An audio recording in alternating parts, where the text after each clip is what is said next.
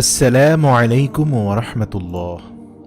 মহানবী সাল্লাল্লাহু আলাইহি ওয়াসাল্লামের ইন্তেকালের সময় একটি গায়েবী আওয়াজ শোনা গিয়েছিল। শুধু তাই নয়, দাফন কাফনের পূর্বে রাসূল সাল্লাল্লাহু আলাইহি ওয়াসাল্লামের শেষ গোসলের সময় অদৃশ্য থেকে একটি বার্তা এসেছিল, যা উপস্থিত সকল মানুষ শুনেছিল। প্রিয় দর্শক, আজকের এই ভিডিওতে অজানা সেই বিষয়গুলো আমরা জানব। এছাড়াও মহানবী সাল্লাল্লাহু আলাইহি ওয়াসাল্লাম সাহাবীদের সামনে নিজের ইন্তেকাল, দাফন কাফন সম্পর্কে কি কি ভবিষ্যৎবাণী করে গিয়েছিলেন তা বিস্তারিত জানব ইনশাআল্লাহ।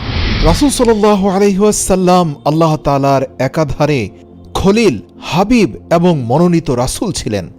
এতদা সত্ত্বেও যখন তার জীবনকাল পূর্ণ হল, তখন ওফাতে এক মুহূর্ত বিলম্ব করা হলো না। এমনকি যখন রাসূল সাল্লাল্লাহু আলাইহি ওয়াসাল্লামের রূহ কবজ করা হয়, তখনও আল্লাহর রাসূল অত্যন্ত কষ্ট নিয়ে কপাল দিয়ে ঘাম বের হতে থাকে, মুখ দিয়ে আহা নির্গত হয়, উপর্যুপরি অস্থিরতা দেখা দেয়, রং বদলে যায় এবং কপাল ঘর্মাক্ত হয়।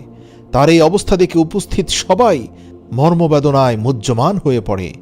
নবুয়াতের পদমর্যাদা তাকদীরকে টলাতে পারেনি এবং তার পরিবারের ব্যথা ও বেদনার প্রতি লক্ষ্য করেনি, অথচ তিনি আল্লাহ তাআলার কাছে মকামে মাহমুদ ও হাউজে কাউসারের অধিকারী ছিলেন।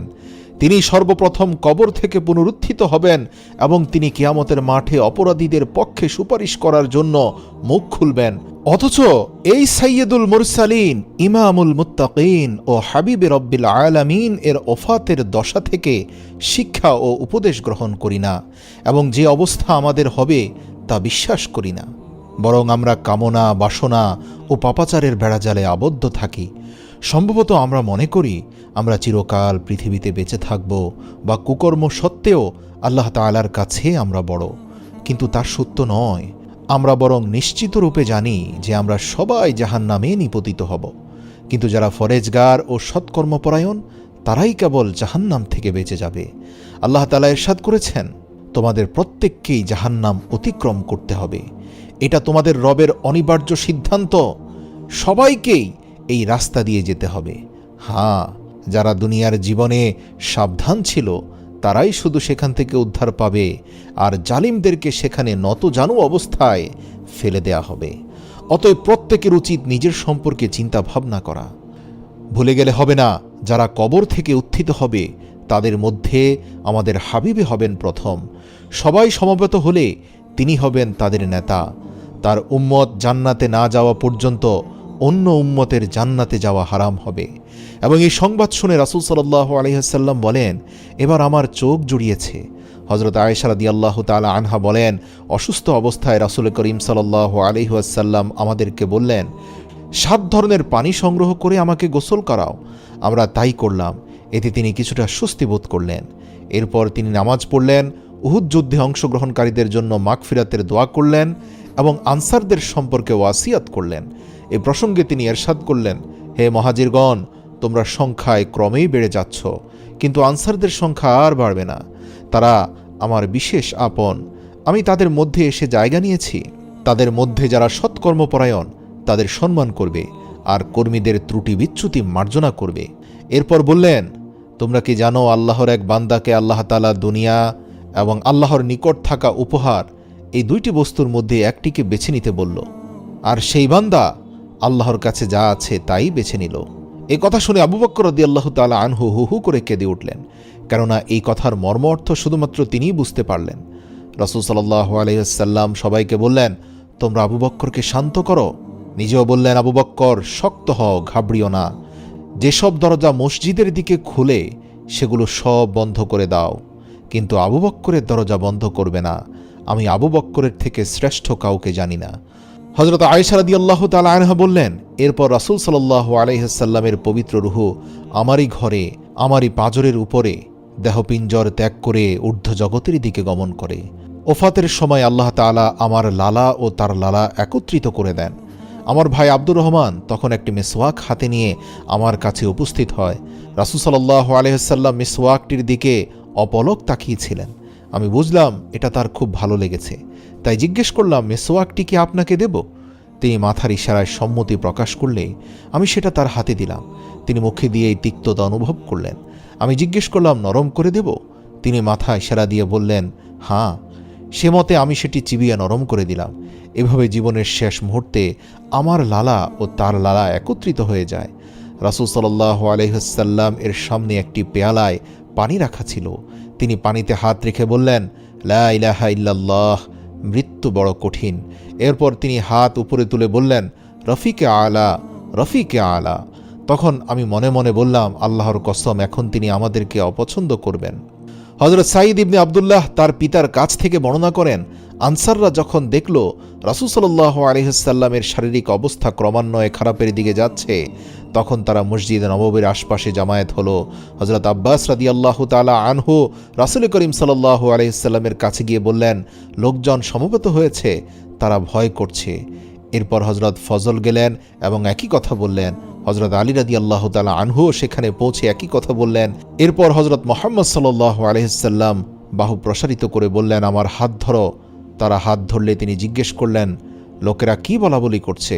তখন উত্তরে তারা বলল, লোকেরা আপনার ইন্তেকালের ব্যাপারে ভয় পাচ্ছে ইয়া রাসূলুল্লাহ। পুরুষরা আপনার কাছে জামায়াত হয়েছে দেখে মহিলারা আর্তনাদ করতে শুরু করেছে। এরপর রাসূল সাল্লাল্লাহু আলাইহি ওয়াসাল্লাম বলে উঠলেন, আমাকে তাদের কাছে নিয়ে চলো।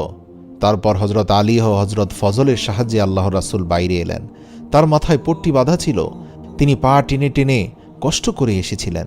এরপর তিনি মিম্বারের নিচের সোপানে বসে গেলেন, জনতার দিকে তাকিয়ে রইলেন।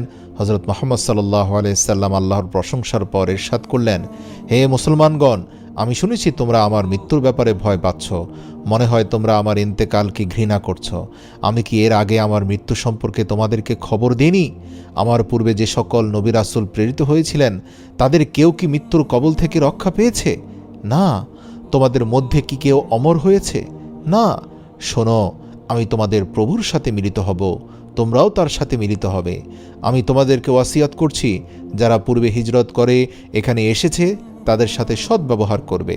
আমি মুহাজিরদেরকে পারস্পরিক সদ্ভাব বজায় রেখে চলার জন্য ওয়াসিয়াত করছি, কেননা আল্লাহ বলেন, মহাকালের কসম, মানুষ অবশ্যই ক্ষতিগ্রস্ত, কিন্তু তারা নয় যারা ঈমান আনে ও সৎকর্ম সম্পাদন করে এবং পরস্পরকে সত্য ও সবরের উপদেশ দান করে। সকল কাজই আল্লাহর আদেশে সংগঠিত হয়, কাজেই কোনো ব্যাপারে বিলম্বের কারণে তোমরা তাতে তাড়াহুড়ো করবে না, কেননা কারো তাড়াহুড়ার কারণে আল্লাহ তাড়াহুড়া করেন না। যে আল্লাহর উপর প্রবল হতে চাইবে, আল্লাহ তাকে পরাভূত করবেন। তিনি স্বয়ং বলেছেন, ক্ষমতায় অধিষ্ঠিত হলে সম্ভবত তোমরা পৃথিবীতে বিপর্যয় সৃষ্টি করবে এবং আত্মীয়তার বন্ধন ছিন্ন করবে। আনসারদের ব্যাপারে আমি তোমাদেরকে সদাচরণের ওসিয়ত করছি, কারণ তারা তোমাদের পূর্বে মদিনায় বসবাস ও খাঁটি ঈমান অর্জন করেছে। তারা নিজেদের অর্ধেক ফসল তোমাদেরকে দান করেছে, নিজেদের অভাব অনটন সত্ত্বেও তোমাদেরকে অগ্রাধিকার দিয়েছে। মনে রেখো, তোমাদের কেউ যদি দুইজন ব্যক্তির উপরও শাসন ক্ষমতা লাভ করে, তাহলে তাদের সৎকর্মপরায়ণ ব্যক্তি যা দেয় তা যেন সে কবুল করে এবং কেউ অন্যায় করলে তাকে যেন ক্ষমা করে। তাদের উপর নিজেদের যেন অগ্রাধিকার না দেয়। জেনে রেখো, তোমাদের সাক্ষী আমি, তোমরা আমার সাথে মিলিত হবে। সাবধান, তোমাদের প্রতিশ্রুত স্থান হাউজে কাউসার। আমার এ হাউজ সিরিয়া, বসরা ও ইয়েমেনের চেয়েও প্রশস্ত। এর একটি প্রণালীর পানি দুধের চেয়ে সাদা, ফেনার চেয়েও নরম এবং মধুর চেয়েও মিষ্টি। কেউ একবারে এ পানি পান করলে সে কখনো পিপাসিত হবে না। এ পানি কঙ্করমতি ও মৃত্তিকা মেশকের চেয়েও শ্রেষ্ঠ। শুনো, যে ব্যক্তি কাল আমার কাছে এসে মিলিত হতে চায়, সে যেন নিজের জিহবা ও হাতকে সংযত রাখে এবং এগুলোকে যোগ্য কাজে ব্যবহার করে। তিনি আরও বলেন, গুনাহ নিয়ামতকে পাল্টে দেয় এবং চরিত্রকে ধ্বংস করে। যখন জনগণ সৎকর্ম করবে, তখন তাদের শাসকও সৎকর্ম করবে, আর জনগণ কুকর্মী হলে তাদের শাসকও তাদের প্রতি দয়াপরবশ হবে না। আল্লাহ তাআলা বলেছেন, মানুষের কৃতকর্মের দরুন আমি কত জালেমকে তাদের শাসক করে দেই। হযরত ইবনে মাসউদ রাদিয়াল্লাহু তাআলা আনহু বর্ণনা করেন, রাসূল সাল্লাল্লাহু আলাইহি ওয়াসাল্লাম হযরত আবু বকর রাদিয়াল্লাহু তাআলা আনহুকে বললেন, কিছু জিজ্ঞেস করে নাও। তিনি আরজ করলেন, ইয়া রাসূলুল্লাহ, মৃত্যু কি নিকটবর্তী? উত্তরে নবী করিম সাল্লাল্লাহু আলাইহি ওয়াসাল্লাম বললেন, হ্যাঁ, নিকটবর্তী। হযরত আবু বকর রাদিয়াল্লাহু তাআলা আনহু বললেন, হে আল্লাহর নবী, আল্লাহর নিকটস্থ বস্তু আপনার জন্য মোবারক হোক। আমরা যদি জানতাম আপনি কোথায় যাবেন। তারপর রাসূল সাল্লাল্লাহু আলাইহি ওয়াসাল্লাম বললেন, হ্যাঁ, কোথায় যাব? আমি অবশ্যই আল্লাহর দিকে যাব, সিদরাতুল মুনতাহার দিকে, তারপর জান্নাতুল মাওয়ার দিকে, তারপর জান্নাতুল ফিরদাউসের দিকে, চিরন্তন জীবন ও সুমধুর আয়েশের দিকে। হযরত আবু বকর সিদ্দিক রাদিয়াল্লাহু তাআলা আনহু আরজ করলেন, আপনাকে গোসল দেবে কে ইয়া রাসূলুল্লাহ? নবী করিম সাল্লাল্লাহু আলাইহি সাল্লাম বললেন, আমার পরিবারের নিকটতম পুরুষ। এরপর যে একটু দূরের প্রশ্ন করা হলো, আপনার কাফন কি হবে? নবী করিম সাল্লাল্লাহু আলাইহি সাল্লাম বললেন, আমার এসব কাপড় দিয়েই কাফন দেবে। ইয়েমেনি জোড়া ও মিশরীয় চাদর যা আমার গায়ে আছে তাই দিয়ে দেবে। তারপর প্রশ্ন করা হলো, ইয়া রাসূলুল্লাহ, আপনার জানাজার নামাজ আমরা কিভাবে পড়ব? এই প্রশ্নটি করে হযরত আবু বকর সিদ্দিক রাদিয়াল্লাহু তাআলা আনহু আবারও কাঁদতে লাগলেন। উপস্থিত সবাইও তার সাথে কাঁদতে লাগলো। রাসূল করিম সাল্লাল্লাহু আলাইহি সাল্লাম নিজেও কেঁদে বললেন, থামো সবাই, আল্লাহ তোমাদের মাগফিরাত করুন এবং তোমাদের নবীর বিনিময়ে তোমাদেরকে উত্তম প্রতিদান দান করুন। তোমরা যখন আমাকে কাফন পরিয়ে দেবে তখন খাট আমারই কক্ষেই আমার কবরের পাশে রেখে কিছুক্ষণের জন্য তোমরা বাইরে চলে যাবে। সর্বপ্রথম যিনি আমার উপর বিশেষ করুণা বর্ষণ করবেন তিনি হলেন আমার রব। তিনি এবং তার কাছের ফেরেশতাগণ আমার প্রতি রহমত করতে থাকবে। এরপর ফেরেশতাগণের মধ্যে শ্রেষ্ঠ ফেরেশতা জিব্রাইল, মিকাইল, আজরাইল, ইসরাফিল এরা সকলেই আমার জানাজা আদায় করবে। এরপর অবশিষ্ট সকল ফেরেশতারা নামাজ পড়বে। তারপর তোমরা ভেতরে এসে আমার জানাজার নামাজ পড়বে। এক এক দল আলাদা আলাদা এসে নামাজ পড়বে। আমার প্রশংসা করে আমাকে কষ্ট দেবে না, চিৎকার করবে না এবং সজোরে কান্নাকাটি করবে না। প্রথমে ইমাম নামাজ শুরু করবে আমার পরিবারের নিকটতম লোকজনকে নিয়ে, তাদের পর যারা কিছু দূরের, তারপর মহিলারা, এরপর কিশোরদের দল আসবে। হযরত আবু বকর সিদ্দিক রাদিয়াল্লাহু তাআলা আনহু জিজ্ঞেস করলেন, কবরে কে নামাবে? উত্তরে নবী করিম সাল্লাল্লাহু আলাইহি সাল্লাম একই উত্তর দিলেন, বললেন, আমার পরিবারের নিকটতম কয়েকজন লোক নামবে। ইন্তেকালের পূর্বে হযরত আয়েশা রাদিয়াল্লাহু তাআলা আনহা একটি আওয়াজ পেলেন। তিনি আরজ করলেন, ইয়া রাসূলুল্লাহ, এই মৃদু আওয়াজ কি মালাইকাল মউতের? উত্তরে নবী করিম সাল্লাল্লাহু আলাইহি সাল্লাম বললেন, তুমি ঠিক বলেছ হে আয়েশা, মালাইকাল মউত আমার কাছে এসে বলেছে, আল্লাহ তাআলা আমাকে পাঠিয়েছে, আদেশ করেছেন যাতে বিনা অনুমতিতে আপনার কাছে গমন না করি। আপনি অনুমতি না দিলে আমি চলে যাব, আর অনুমতি দিলে ভেতরে আসব। আল্লাহ আরও নির্দেশ দিয়েছেন যেন আপনার কথা ছাড়া আপনার রূহ কবজ না করি। এখন আপনি কি বলেন? আল্লাহ রাসূল সাল্লাল্লাহু আলাইহি সাল্লাম মালাইকাল মউতকে বললেন, জিব্রাইল আসা পর্যন্ত তুমি অপেক্ষা করো। জিব্রাইল আসার সময় হয়ে গেছে। হযরত আয়েশা রাদিয়াল্লাহু তাআলা আনহু বললেন, সব কিছু শুনে সব কিছু দেখে আমি চুপ করে রইলাম। এমন সময় মনে হলো আমরা এক ভয়ঙ্কর শব্দে হতবাক হয়ে গেছি, তাকে কিছুই বলতে পারছিলাম না। বিষয়টি ভয়ঙ্করতা ও আতঙ্কের কারণে আমাদের বাক শক্তি রহিত হয়ে গিয়েছিল। আমাদের মন মস্তিষ্ক ভীত সন্ত্রস্ত হয়ে গিয়েছিল। কিছুক্ষণের মধ্যে জিব্রাইল আলাইহিস সালাম এসে সালাম করলেন। আমি তার মৃদু আওয়াজ চিনতে পারলাম। ঘরের সবাই বের হয়ে গেল। তিনি ভিতরে এলেন এবং রাসূল সাল্লাল্লাহু আলাইহি সাল্লামের খেদমতে আরজ করলেন। তিনি বললেন, ইয়া রাসূলুল্লাহ, আল্লাহ আপনাকে সালাম জানাচ্ছেন। আপনি কেমন অনুভব করছেন? তিনি আপনার অবস্থা আপনার চেয়ে বেশি জানেন, কিন্তু তিনি আপনার মান সম্মান ও গৌরবকে মানুষের উপর পূর্ণাঙ্গ করতে চান। রাসূল সাল্লাল্লাহু আলাইহি সাল্লাম বললেন, আমি নিজেকে বেদনাক্লিষ্ট অনুভব করছি। জিবরাইল আলাইহিস সালাম বললেন, আপনি সুসংবাদ গ্রহণ করুন। আল্লাহ তাআলা আপনার জন্য যে মর্তবা তৈরি করে রেখেছেন তাতে আপনাকে পৌঁছে দিতে চান। মহানবী সাল্লাল্লাহু আলাইহি সাল্লাম ইরশাদ করলেন, হে জিবরাইল, মালাইকাল মউত আমার কাছে অনুমতি চেয়েছে। জিবরাইল আলাইহিস সালাম আরজ করলেন, ইয়া মুহাম্মাদুর রাসূলুল্লাহ, আল্লাহ আপনার চিরস্থায়ী সাক্ষাতের জন্য ব্যাকুল হয়ে আছেন। তিনি আপনাকে কাছে নিতে চাইছেন। আল্লাহর কসম, মালাইকাল মউত আজ পর্যন্ত কারো কাছে অনুমতি চায়নি এবং ভবিষ্যতেও কারো কাছে অনুমতি চাইবে না। কিন্তু আপনার গৌরবকে পূর্ণতা দান করা আল্লাহ তাআলার লক্ষ্য এবং তিনি আপনার জন্য অতিশয় আগ্রহী। রাসূল সাল্লাল্লাহু আলাইহি সাল্লাম বললেন, এখন তুমি তার আগমন পর্যন্ত এখান থেকে যাবে না। এরপর রাসূল সাল্লাল্লাহু আলাইহি সাল্লাম মহিলাদেরকে ভেতরে ডেকে নিলেন। তিনি হযরত ফাতেমা রাদিয়াল্লাহু তাআলা আনহুকে কাছে টেনে নিলেন এবং বললেন যে, তুমি আমার ইন্তেকালের 6 মাসের মধ্যেই আমার সাথে সাক্ষাৎ করবে। এ কথা শুনে ফাতেমা রাদিয়াল্লাহু তাআলা আনহু খুশি হলেন, যদিও পিতার মৃত্যুর যন্ত্রণা দেখে তিনি কষ্টও পেয়েছিলেন। এদিকে জিব্রাইল আলাইহিসসালাম আরজ করলেন, আসসালাতু ওয়াসসালামু আলাইকা ইয়া রাসূলুল্লাহ, এইটা আমার পৃথিবীতে সর্বশেষ অবতরণ, এরপর আমি আর কখনো অবতরণ করব না। ওহীও সমাপ্ত হলো, আপনার কাছে উপস্থিতি ছাড়া পৃথিবীতে আমার কোনো কাজও ছিল না, এখন আমি আমার স্থানে অবস্থান করব। হযরত আয়েশা রাদিয়াল্লাহু তাআলা আনহা বললেন, আল্লাহর কসম, ঘরের কারো কোনো শব্দ করার সাধ্য ছিল না এবং কেউ পুরুষদেরকেও ডাকছিল না। জিবরাইল আলাইহিসসালামের কথাবার্তা আমাদের সবাইকে ভীত সন্ত্রস্ত করে দিয়েছিল।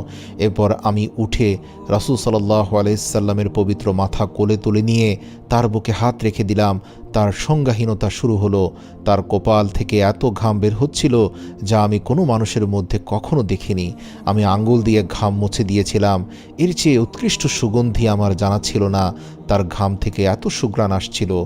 যখনই তার সংজ্ঞা ফিরে আসতো তখন আমি বলতাম, আপনার প্রতি আমার পিতামাতা কোরবান হোক, ঘরবাড়ি সব কিছুই কোরবান হোক, আপনার কপাল এত ঘামছে কেন ইয়া রাসূলুল্লাহ? তখন আয়েশাকে উদ্দেশ্য করে আল্লাহর রাসূল শেষবারের মতো বলল, আয়েশা, মুমিনের প্রাণ ঘামের সাথেই বের হয়, আর কাফেরের প্রাণ গাধার মতো নির্গত হয়। তখন আমরা ভয় পেলাম এবং নিজ নিজ ঘরে লোক পাঠালাম। সর্বপ্রথমে যে ব্যক্তি আমাদের কাছে এসেছিল সে ছিল আমার ভাই। আল্লাহ রাসূলের ওফাতের পূর্বে তিনি দুটি কথা বলেছিলেন, নামাজ, নামাজ, নামাজ। হে আমার উম্মতেরা, যতদিন তোমরা জামাতের সাথে নামাজ পড়বে ততদিন তোমরা দ্বীনের উপর প্রতিষ্ঠিত থাকতে পারবে। এছাড়াও অধীনস্থদের প্রতি সদাচরণ করতে বলে গিয়েছিলেন। রাসূল সাল্লাল্লাহু আলাইহি ওয়াসাল্লামের ইন্তেকালের পর সাহাবায়ে কেরামরা কান্নায় ভেঙে পড়েন।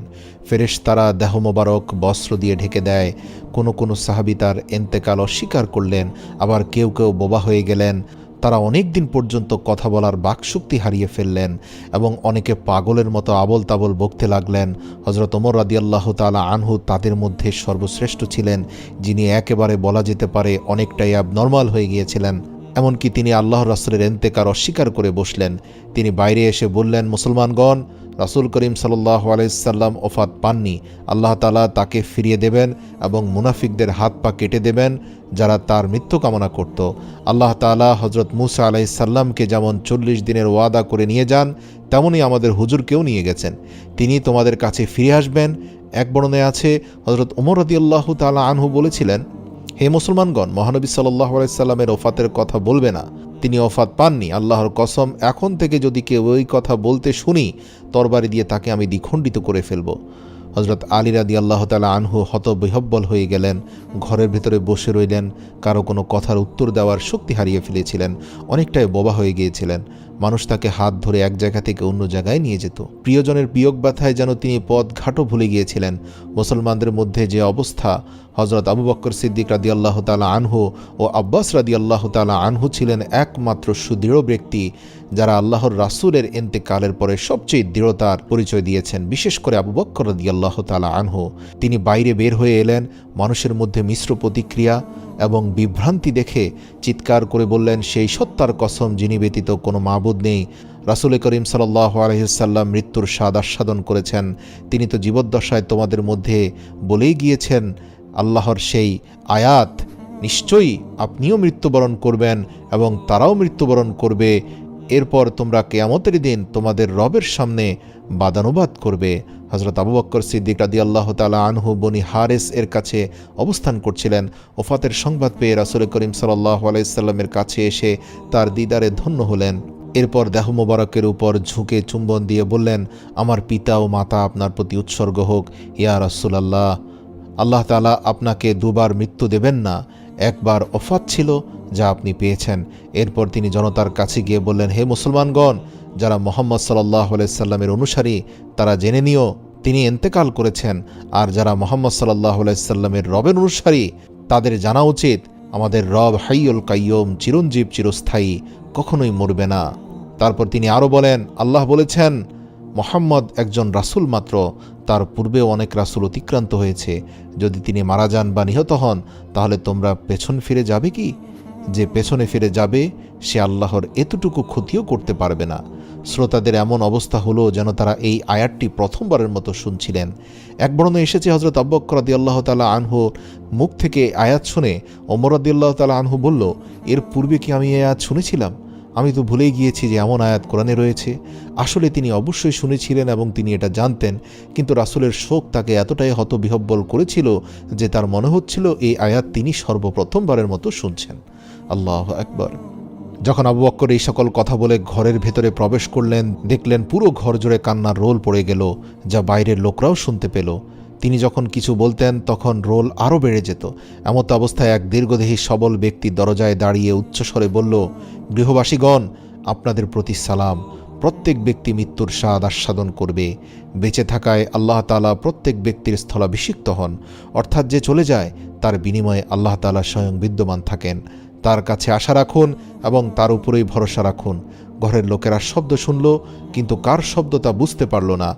কান্না থেমে গেল, সাথে সাথে শব্দ থেমে গেল। একজন বাইরে এসে দেখল সেখানে কেউ নেই। সে ভেতরে চলে গেল এবং পুনরায় ক্রন্দন রোল উত্থিত হলো। আরও একজন এসে শব্দ দিল এবং তাকেও কেউ চিনল না। তিনি বললেন, হে নবী পরিবার, আল্লাহকে স্মরণ করুন এবং সর্ব অবস্থায় তার শুকরিয়া করুন। তিনি প্রত্যেকের বিপদে সান্ত্বনা এবং প্রত্যেক প্রিয়জনের বিনিময়। অতএব তার আনুগত্য করুন এবং তার আদেশ মেনে চলুন। হজরত আবু বকর সিদ্দিক রাদিয়াল্লাহু তাআলা আনহু বললেন, তারা দুজন হলেন খিজির আলাইহিসসালাম ও হজরত ইলিয়াস আলাইহিসসালাম। তারা রাসূলের জানাজায় এসেছিলেন।